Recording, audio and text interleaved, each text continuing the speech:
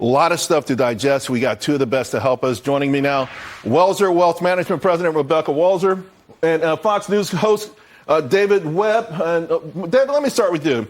The Marshall Plan really was the impetus for this, right? We rebuilt Europe after World War II. Very successful. But since then, we've rebuilt a lot of countries and some of them not so successfully. Yeah, and what's the return on investment?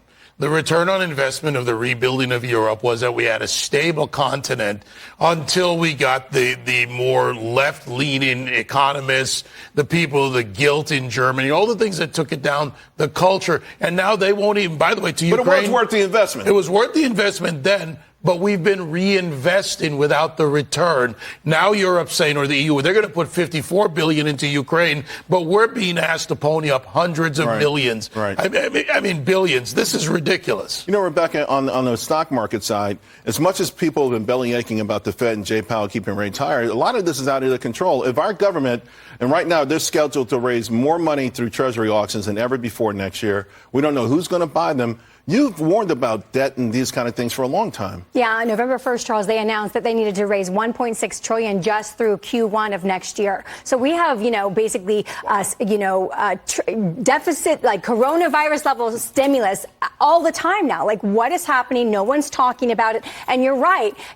Fitch downgraded us. Obviously, Moody's went negative. And there's a reason for all this because they're saying, where are the conversations? We totally just erased, the debt ceiling through the election, which I think is completely unconstitutional. Like, there's a lot of things that are happening that no one's addressing. And it's going to cost more for us to continue to act like we can just print indefinitely. And of course, from the market's perspective, if yields don't keep coming down, we already saw what the summer was. It was an ugly summer for the markets, and that could be that way for a while. Trade was another part, of course, with the wine, the cheap knockoff of wines.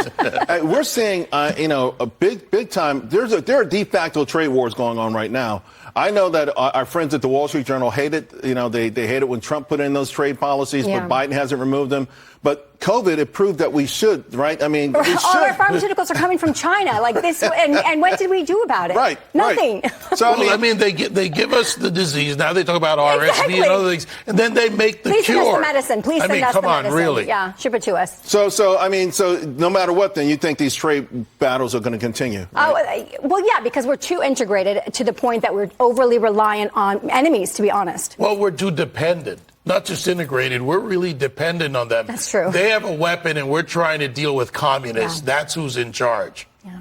Speaking of weapons, David, one of the things that's happened with the Ukraine invasion, Russia's invasion there, is that both sides have learned a lot. They've been doing things with drones. They've been experimenting. Same thing's happening now. These volleys, these weapons that they're shooting at American forces in the Gulf, these are experiments. And you have to believe that with AI and other technologies, at some point, these small nations are going to be a lot more formidable on the battlefield. Yeah, and in addition to that, who was their partner? One of the greatest thieves on the planet, China.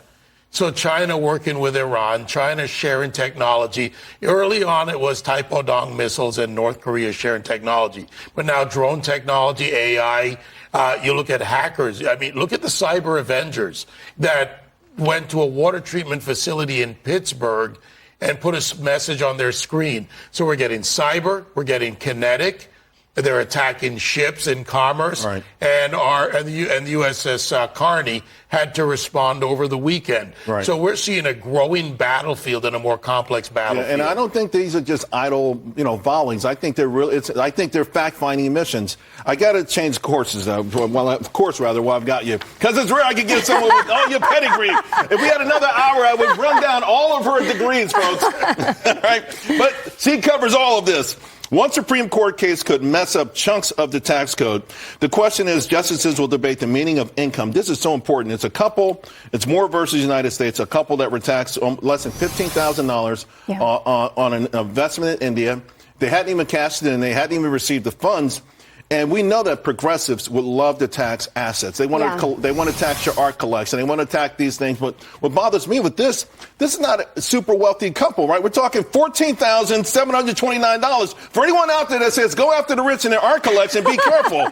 But how likely is it? I mean, you talk about things being constitutional. Yeah. What do you think on this? This case, just let me give the audience a little bit of a background. So it is subchapter F, but basically it's they invest in India. So it's a controlled foreign corporation. corporation. And normally that wouldn't have been taxed until there was actually a distribution. But with Trump's repatriation and to get the $2 trillion back over, they came up with a one-time scheme to kind of true everything up. And that's what happened. They got mixed up in that scheme and paid this. They made a $40,000 investment in this Indian corporation, and they basically had to pay $14,000 taxes. They paid it, but then they sued the U.S. government. The Ninth Circuit ruled that no, it was fine, that you didn't actually have to receive income in order to pay an income tax. Highly controversial. It's kind of like a wealth tax. It's like a mark-to-market. All of these things are implicated, Charles. All of these billionaires that are saying, hey, let's tax the billionaires, let's have a wealth tax. This is the case. It's going to potentially, if they really rule decisively. So just one last thing for the audience to understand. The Constitution says that you cannot tax people unless it's apportioned by the states. The 16th Amendment makes an exception for income tax. So in other words, income can be taxed without apportionment. But this wasn't income. But that's the whole point. This was not a distribution. It was untaxed,